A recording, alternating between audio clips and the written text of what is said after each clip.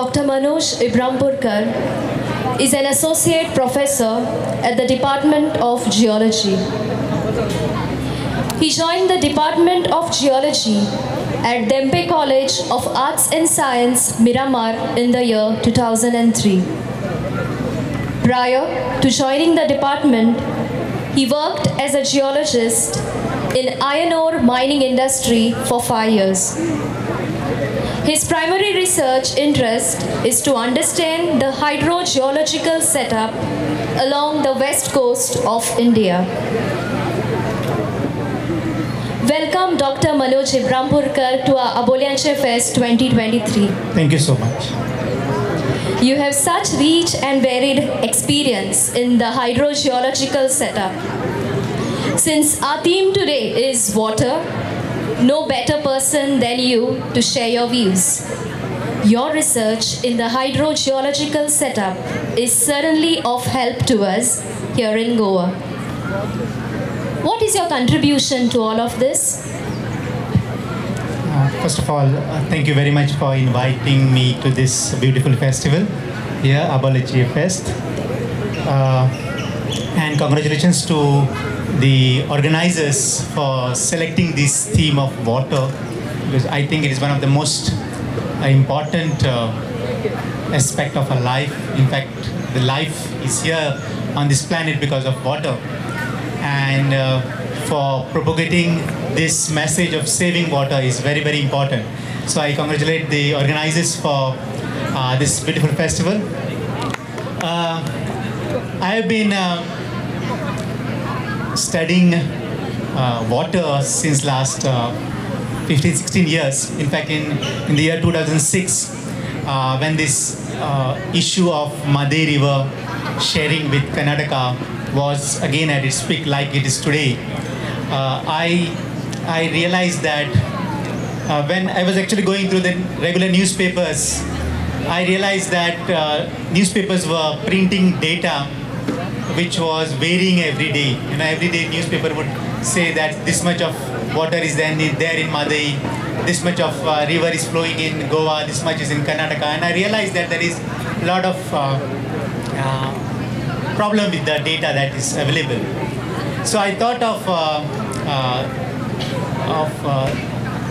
generating some scientific data regarding the Madhe River and all the aspects about Madhe River. So I started right from understanding what is Madhe and what is Mandavi, to how much of Madhe is in Goa, how much of is it in Karnataka, and how much is in Maharashtra, then to how much rainfall we receive in Madhe River, how much water quantity is there, how much falls in Goa, how much falls in Karnataka, then how much of it is actually fresh water, how much of it is saline water, how much of it enters the groundwater, enters into the ground and is available for a longer period. So I started generating some basic information about the water resources of Madhe. I think that is my small contribution. Later on, I started studying the water quality of Madhe. Thank you so much, sir. Water is close to the heart of everyone, but very particularly to us in Goa, because we have the ocean and the sea as our neighbors. What is the concern in the deteriorating quality of water in Goa? What could be the cause? Are we responsible for this? I think here I must give some figures to the audience. We are almost 8 billion population in the world now, and out of this 8 billion people, almost 2 billion people drink contaminated water every day. Fresh water resources are not available to everybody. I think we in Goa should consider ourselves very fortunate. The water in Goa is very, very good quality. However, as you asked me whether we are responsible for the deterioration of quality that we observe today, yes, of course. As we know that there are various sources of pollution, there is industrial effluents that are discharged into the water bodies. Then the the domestic sewage is one of the major contributor of water pollution, you know. So that sewage discharge is a major cause of worry.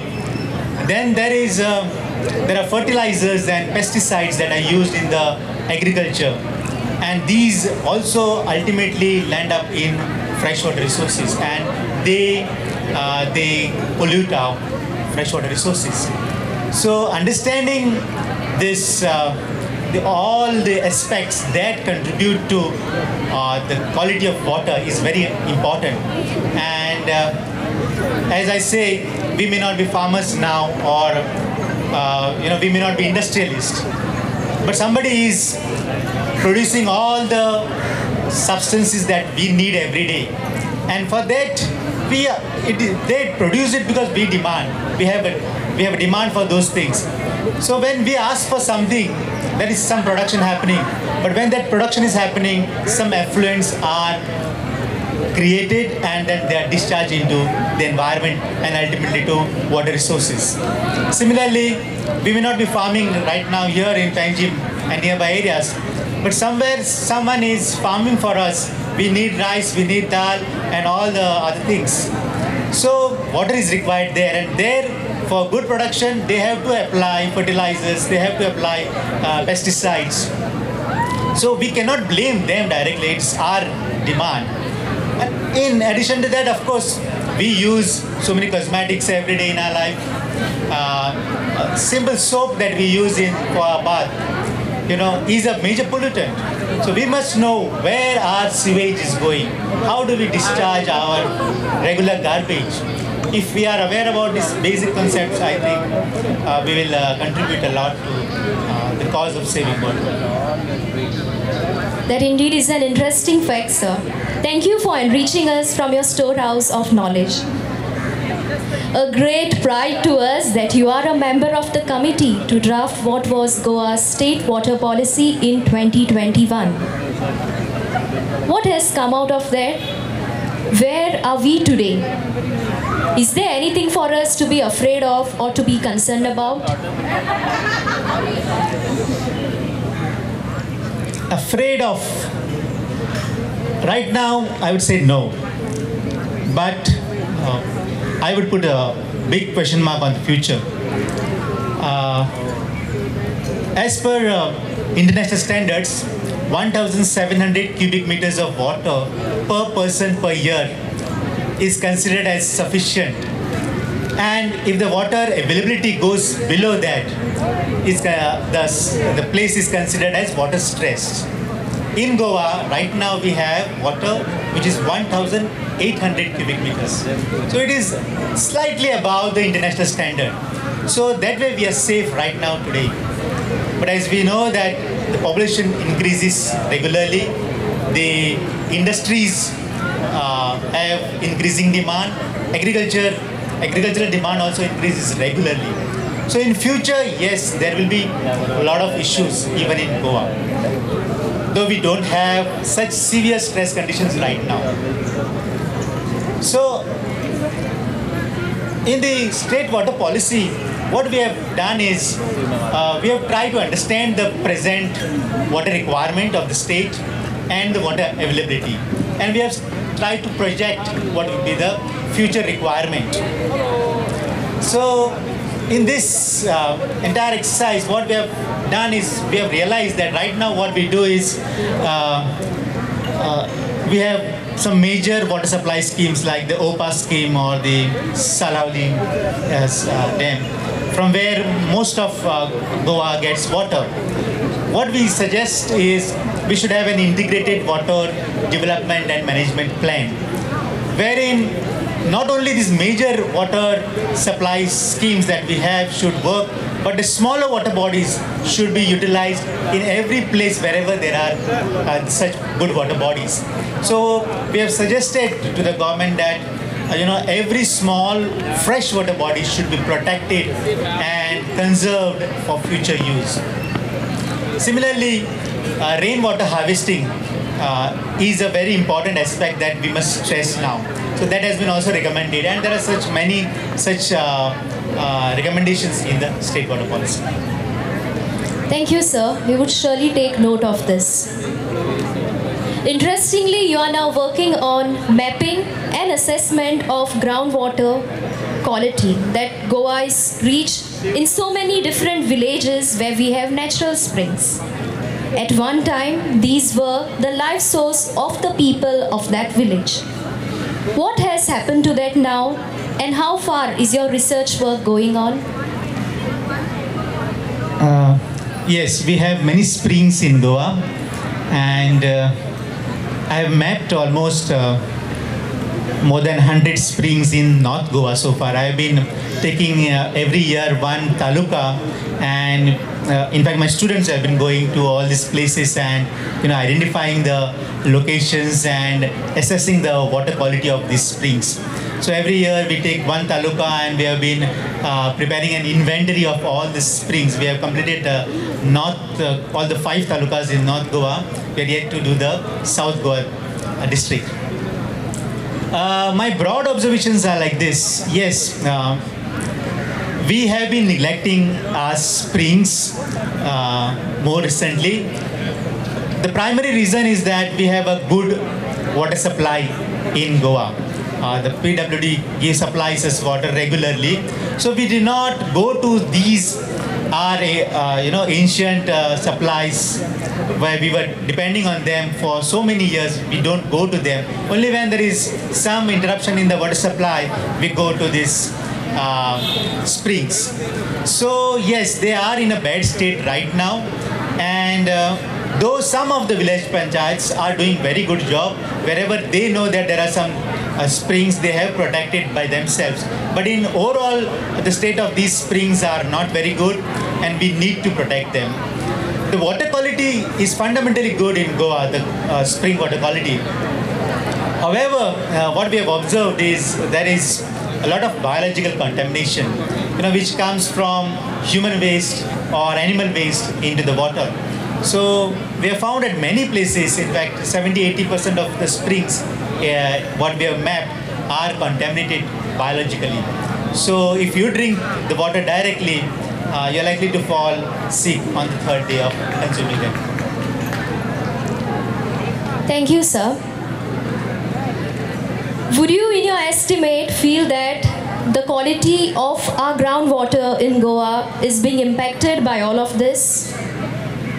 What would be the future of water, the scene of water in Goa? Yeah, as I said, we have right now sufficient water. And as you all are aware that there is an issue with Karnataka over the Madai River, where the Karnataka government has proposed to build some dams over Madai River, and the state of Goa has raised objection over it.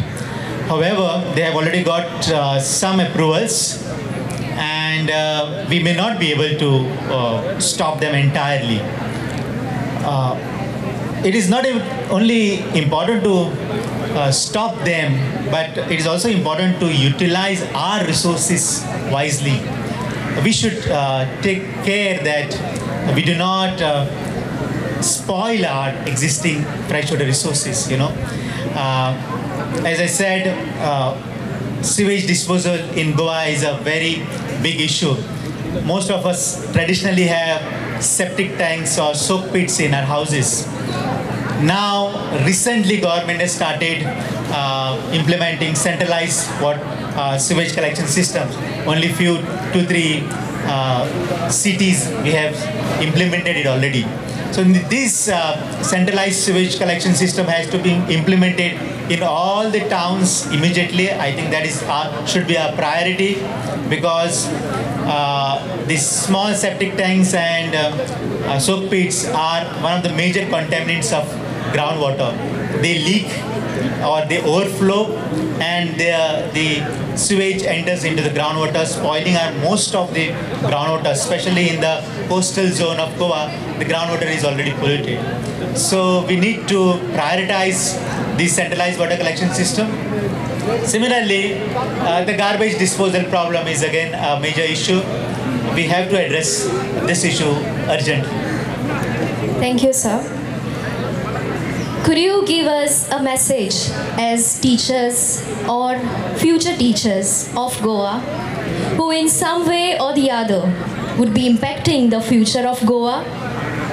Would you give us a message as to what and how much we can talk to our students about preserving water, working for water, working with water?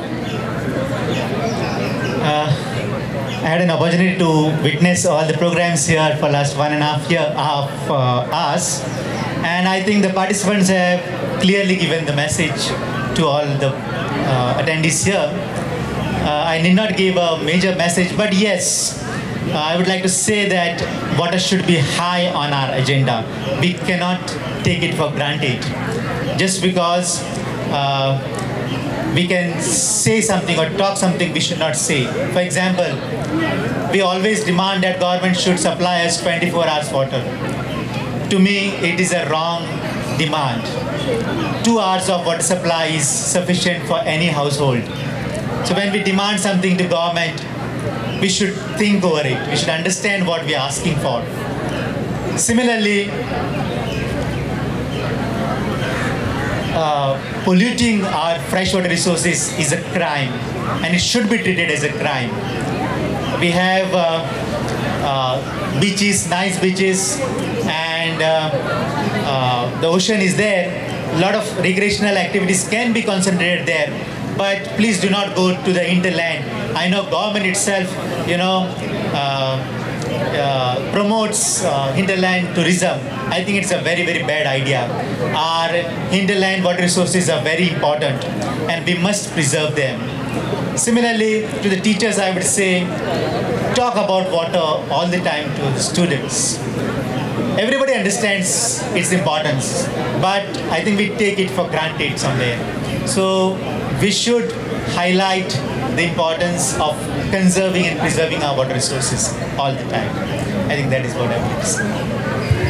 Thank you so much, sir, for your time and for your presence. And I wish you all the best for all your future endeavors. Thank you so much for this opportunity. Thank you very much for listening.